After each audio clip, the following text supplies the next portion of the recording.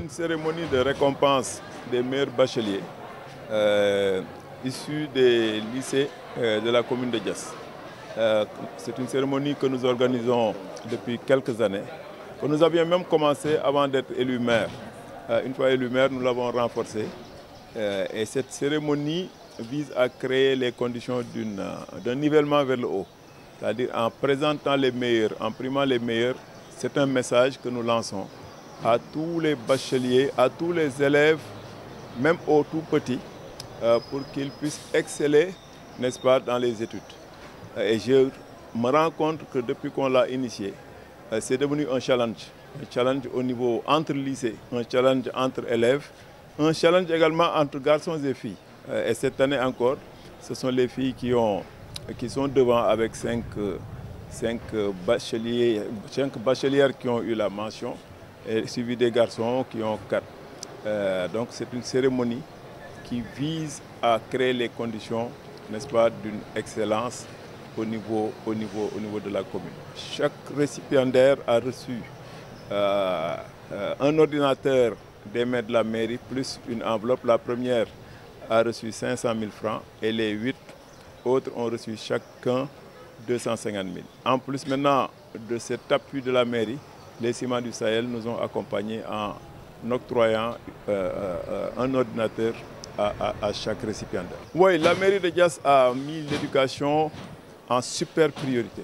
Déjà, nous sommes une mairie qui a eu à construire 24 salles de classe, 1000 tables bancs, à accompagner tout le processus éducatif jusqu'au niveau des universités.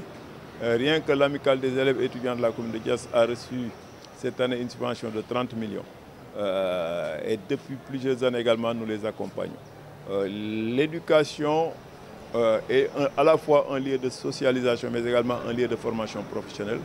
Raison pour laquelle nous avons octroyé beaucoup de bourses de formation professionnelle, de formation qualifiante dans quasiment tous les secteurs, sans compter des conventions que nous avons signées avec des écoles de formation professionnelle. Donc c'est dire donc que la jeunesse est une priorité, l'éducation est une priorité et nous faisons tout pour traduire cela en termes budgétaires au niveau, n'est-ce pas, de la commune de Diass. Oui, c'est un message qui consiste à leur dire qu'ils ont à la fois ils ont un outil qui peut servir, qui peut les aider à performer, mais également c'est un outil également souvent qui peut être une sorte de drogue.